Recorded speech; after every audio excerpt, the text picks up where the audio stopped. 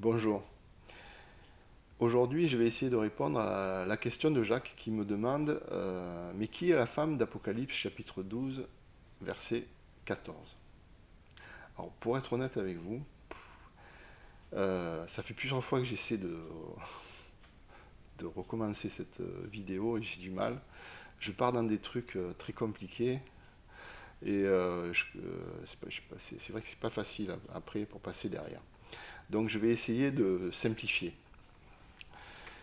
Donc, cette femme, d'abord, moi je vais vous le dire, le passage.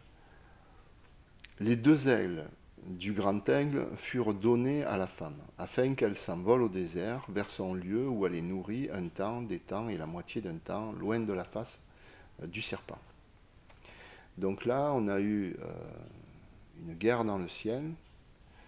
Michael et ses messagers ont été vainqueurs. Le dragon et ses messagers ont été précipités sur la terre. Et les malheurs commencent sur la terre et la mer. Et là, en fait, nous sommes au début des trompettes, quand les malheurs, chapitre 8, verset 13, tombent sur la terre, la mer et les sources d'eau. Quand les 144 000 ont été scellés du sceau de Dieu, qui est, qui est le sceau de Dieu, qui est en réalité le nom de Dieu. Alors ça, si vous le retrouvez dans Apocalypse chapitre 8, verset 13, verset 7, Apocalypse chapitre 13, Apocalypse chapitre 7, verset 3 et Apocalypse chapitre 14, verset 2 et verset 6. Ce peuple, c'est les prémices de l'agneau.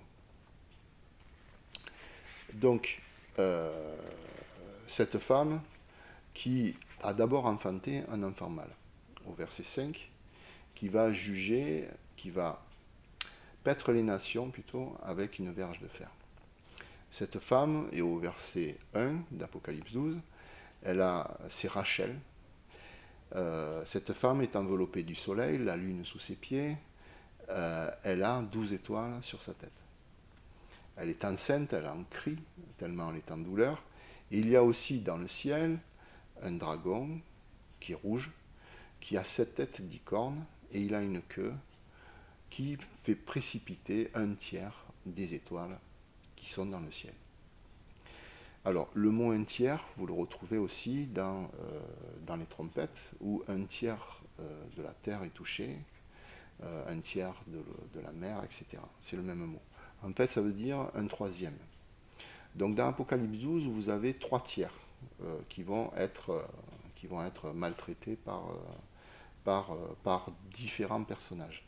Ici, au verset 4, c'est la queue du dragon qui intervient sur un tiers, le premier tiers, des enfants, de ce qui couronne la femme. Le deuxième tiers vient au verset 17, c'est-à-dire c'est la postérité de la femme. Quand la femme s'enfuit au désert 1260 jours, elle a accouché d'une postérité. Et c'est ceux qui gardent les commandements de Dieu et qui ont le témoignage de Jésus. Et dans Apocalypse chapitre 19, verset 10, ce sont les frères de Jean. Donc ceux qui ont le témoignage de Jésus, c'est l'esprit de prophétie, c'est-à-dire que ce peuple est animé par l'esprit par l'esprit de prophétie, c'est-à-dire par les prophéties. Et le troisième tiers, vous le trouvez au verset 18 d'Apocalypse 12, et le diable se tient sur le sable de la mer.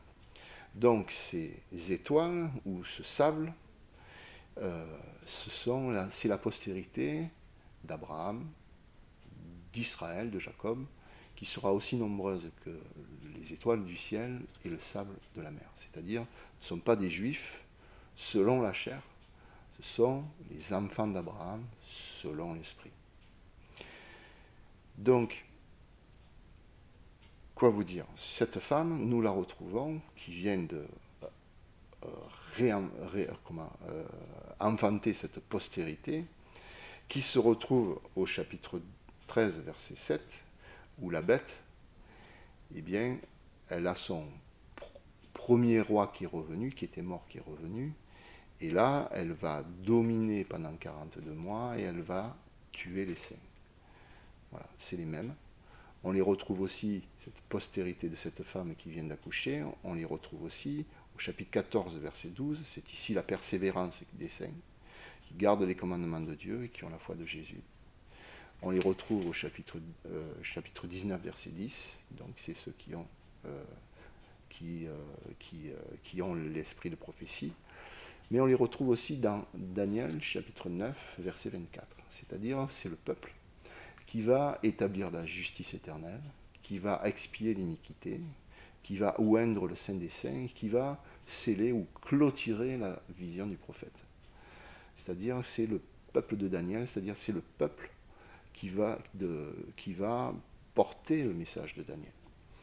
Et dans Daniel 9, nous avons donc deux intervenants qui vont accomplir Daniel 9, 24. Vous avez le peuple de Daniel et celui de la ville sainte. La ville sainte, donc, qui est la femme d'Apocalypse 12, que nous retrouvons aussi, chapitre 11, verset 2. Chapitre 11, verset 2, c'est dit, donc il est demandé à Jean de mesurer le temple de Dieu, l'autel et ceux qui y adorent, mais le parvis extérieur du temple, laisse-le de côté et ne le mesure pas, car il a été donné aux nations qui fouleront aux pieds la ville sainte pendant 42 mois. Voilà, la ville sainte va être foulée aux pieds pendant 42 mois par les nations. Cette femme qui a du mal à enfanter, qui est dans les douleurs de l'enfantement, nous la retrouvons dans Luc chapitre 21, verset 24, mais avant, c'est dit, alors que ceux qui sont en Judée fuient dans les montagnes, et ceux qui sont au milieu de Jérusalem en sortent, et que ceux qui sont dans les champs n'entrent pas dans la ville, car ce sont des jours de vengeance pour l'accomplissement de tout ce qui est écrit. Malheur aux femmes qui seront enceintes en ces temps-là, et à celles qui allaiteront, car il y aura une grande détresse dans le pays, et de la colère contre ce peuple. Ils tomberont sous le tranchant de l'épée, ils seront emmenés captifs parmi les nations, et Jérusalem sera foulée aux pieds par les nations, jusqu'à ce que les temps des nations soient accomplis. Vous voyez, là nous avons ici aussi deux peuples, celui qui est tué par l'épée, et Jérusalem, qui sera foulé aux pieds par les nations, donc pendant le temps des nations, jusqu'à ce que le temps des nations soit accompli, c'est-à-dire le jugement, jusqu'au jugement, pendant 1260 jours. Alors, pour ne pas se tromper, reprenez cette prophétie de Luc 21 à l'inverse, ça vous aidera à mieux comprendre. Par exemple, vous pouvez, voyez, verset 27, par exemple, « Alors on verra le Fils de l'homme venant sur les nuées avec puissance et une grande gloire. Quand ces choses commenceront à arriver, c'est-à-dire les femmes qui s'enfuiront, etc., redressez la tête parce que votre délivrance est proche. » Vous voyez, c'est la même notion. C'est-à-dire que ça se passe, bien sûr, il y a un premier accomplissement, comme dans toutes les prophéties, un premier accomplissement au moment ou très peu au moment de l'écriture de celui qui écrit, mais l'accomplissement ici encore, concerne la fin, c'est-à-dire juste avant la venue du Seigneur. Voilà, donc là nous avons deux peuples, celui qui est tranché par l'épée, et Jérusalem qui est foulé aux pieds pendant 1260 jours par les nations, jusqu'au terme des nations où nous avons le jugement. Alors cette femme, en réalité, là aussi, il y a un double accomplissement, c'est-à-dire que cette femme qui enfante l'enfant mâle, comme toutes les prophéties de Daniel et l'Apocalypse, il y a deux manières de voir les choses. C'est-à-dire que c'est au moment où le prophète écrit, jusqu'à la fin, au moment même où le prophète écrit, c'est-à-dire que ça concerne uniquement la partie où il écrit. Et il y a une troisième possibilité, c'est celle que moi, qui me semble la plus importante parce qu'elle nous concerne, c'est-à-dire que toutes ces choses concernent le temps de la fin, qu'on retrouve dans Daniel 7, 17, Daniel 2, versets 28 et 29, Daniel 10, verset 14, tous ces textes nous disent, et Daniel 8, 17, tous ces textes nous disent que la vision que tu as reçue concerne la fin, concerne encore la fin, etc. Et là, c'est la même chose pour même Daniel 12. C'est-à-dire que dans Daniel 12, l'enfant mâle qui naît, on peut y voir Jésus-Christ, bien sûr, hein, mais là, ici, nous avons affaire à Rachel. Et Jésus n'est pas le fils de Rachel, il est le fils de Jacob, fils de Léa et fils de Judas. Il n'est pas le fils de Joseph, fils d'Éphraïm. Et ici, donc, cette femme, c'est Rachel, qui a 11 étoiles. Dans la culture juive, il y a un élément qui est important, qui n'est pas connu dans le milieu chrétien, c'est que Rachel ne s'est jamais prosternée devant devant Joseph.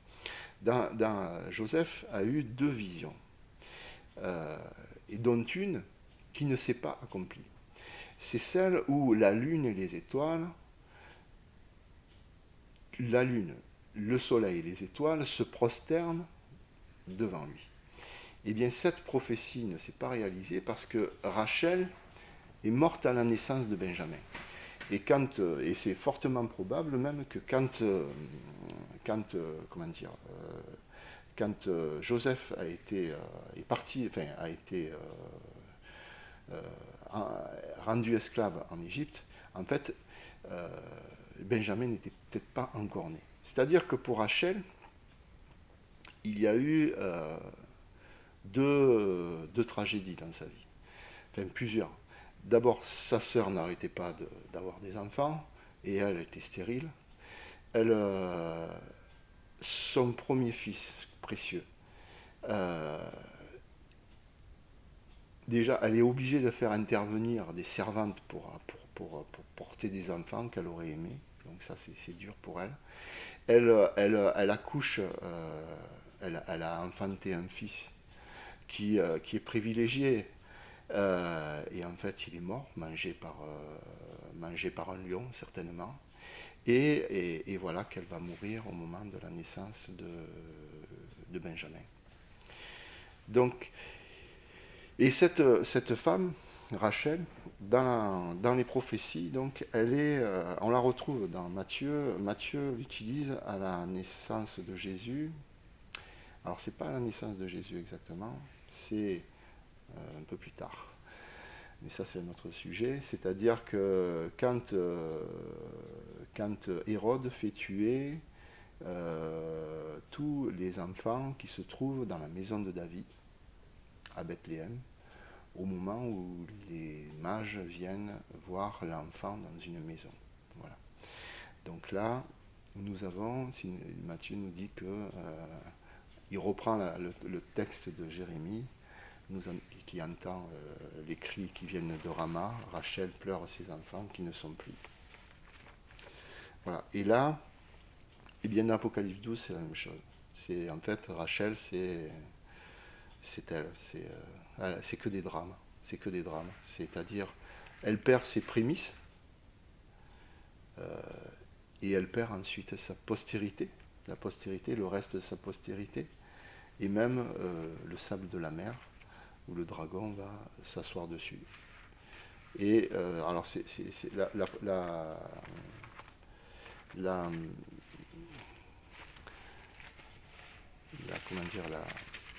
qui concerne Rachel, c'est magnifique dans Jérémie.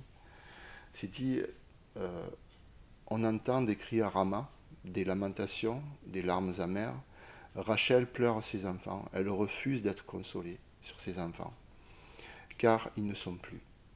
Ainsi parle l'Éternel, retiens tes pleurs, retiens tes larmes de tes yeux, car il y aura un salaire pour tes œuvres, dit l'Éternel. Ils reviendront du pays de l'ennemi. Il y a de l'espérance pour ton avenir, dit l'Éternel. Tes enfants reviendront dans leur territoire. Et c'est là où il est dit, j'entends Éphraïm qui se lamente, tu m'as châtié et je t'ai châtié comme un veau qui n'est pas dompté. Fais-moi revenir et je reviendrai. Et cette femme, cette Rachel, en fait, porte une alliance. Je ferai avec la maison de David et la maison de Juda une nouvelle alliance. non comme l'alliance que je traitais avec leur père, le jour où je les ai saisis par la main pour les faire sortir du pays d'Égypte, alliance qu'ils ont violée, quoique je sois leur maître, dit l'Éternel. Mais voici l'alliance que je ferai avec la maison d'Israël. Après ces jours-là, dit l'Éternel, je mettrai ma loi au-dedans d'eux, je l'écrirai dans leur cœur. Voilà, Rachel, en fait, c'est elle qui va porter l'alliance, et elle va perdre ses prémices et le reste de sa postérité, et elle sera animée d'une espérance qui sera donnée par Dieu, c'est de les revoir. Et cette femme, Jérusalem, elle va essayer de s'enfuir, elle va être foulée aux pieds, elle va être nourrie par Dieu pendant 1260 jours. Donc, j'essaie de revenir un petit peu sur ce que je voulais vous dire, parce que je n'ai pas préparé, hein, c'est du spontané. Donc, dans Apocalypse chapitre 12, verset 5, l'enfant qui naît n'est pas Jésus, bien que on peut y voir un premier accomplissement au moment où Jean écrit. Ici, à la fin des temps, cette femme, cette lune ne s'est pas prosternée devant Joseph.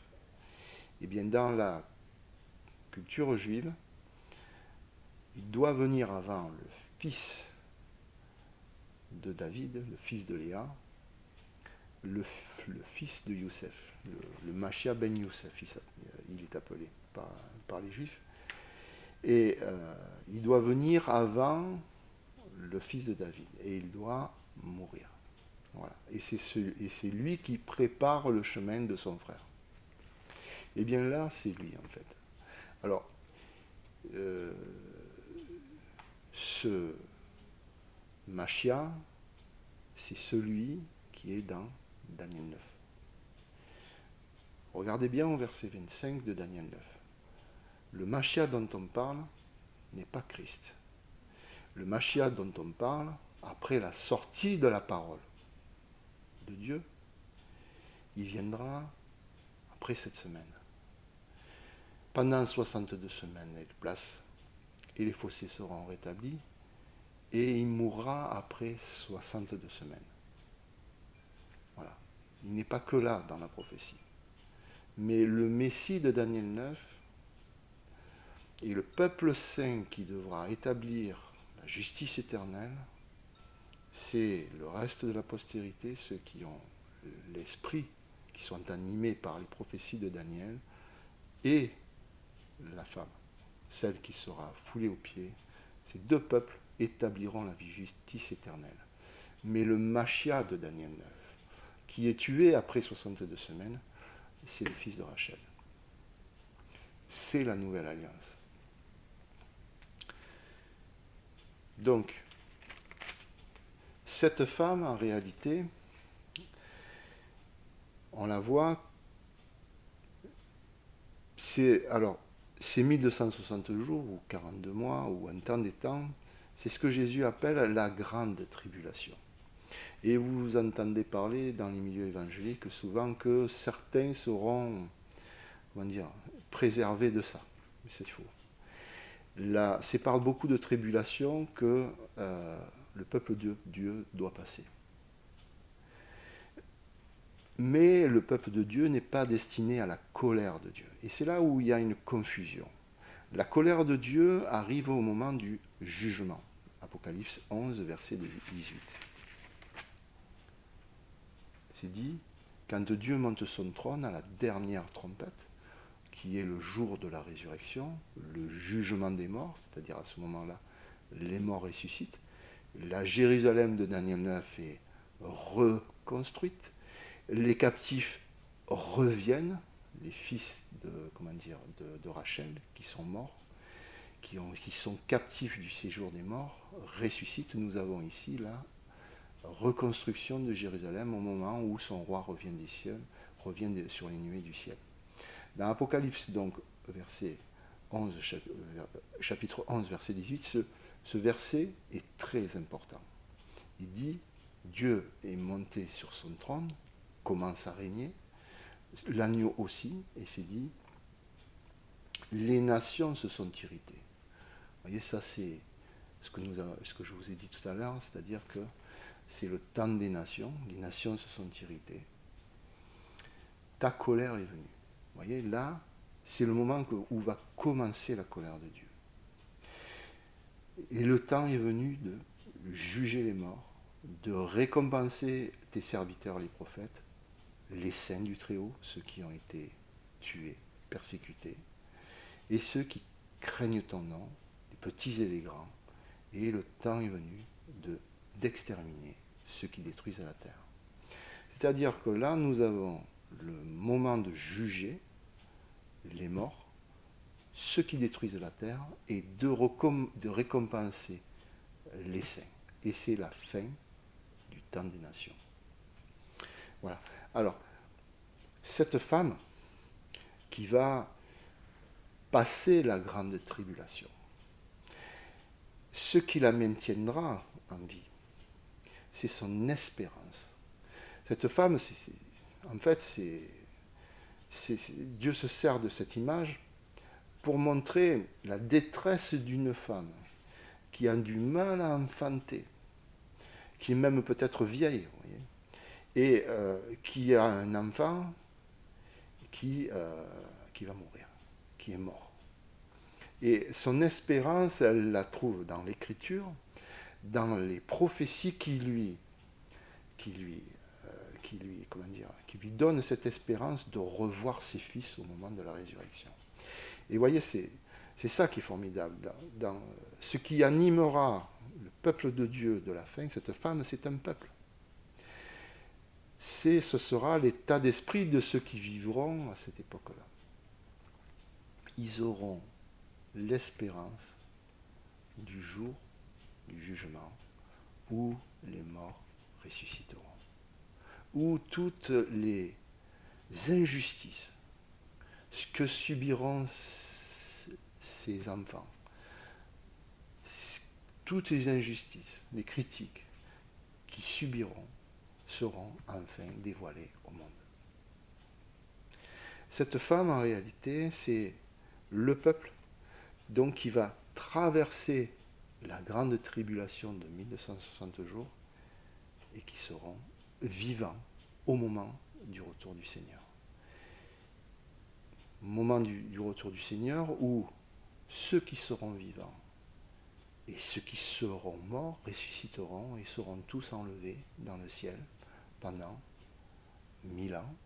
Et dans Apocalypse chapitre 21, c'est dit qu'au bout des 1000 ans, puis je vis un nouveau ciel et une nouvelle terre. Car le premier ciel et la première terre avaient disparu et la mer n'était plus. Et je vis descendre du ciel, d'auprès de Dieu, la ville sainte, la nouvelle Jérusalem. Elle est préparée comme une épouse qui s'est parée pour son époux. J'entendis du trône une voix forte qui disait, voici le tabernacle de Dieu avec les hommes. Il habitera avec eux et ils seront son peuple et Dieu lui-même sera avec eux. Voilà, donc la femme d'Apocalypse, chapitre 12, verset 14, c'est le peuple qui va... Alors, vous voyez, il y a...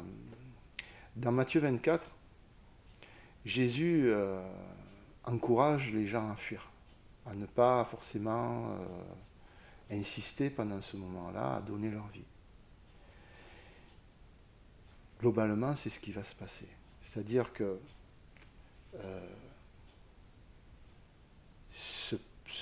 beaucoup de gens devront fuir et ils n'auront pas à se culpabiliser de ça parce qu'ils obéiront à la voix de Christ. Mais une partie, eux, iront à la confrontation, c'est-à-dire ils témoigneront et ils seront tous tués. Mais ils mourront avec le même esprit qu'ont eu les apôtres. Et c'est vrai, moi, des fois, quand je pense à ça, c'est assez angoissant de penser à ça.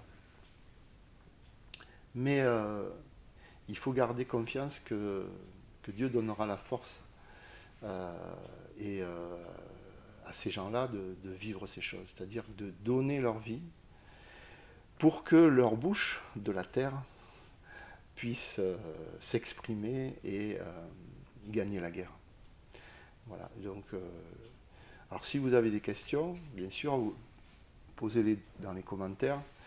Et puis comment dire, cette approche vous a plu, ou si ça vous a parlé, eh bien essayez d'en parler avec d'autres personnes. Voilà. Je vous souhaite bien des choses. Et donc si vous avez d'autres questions sur les sujets, ça peut aussi m'aider ça peut m'aider à m'inspirer pour essayer d'y répondre. Voilà, ben, j'espère que Jacques sera content.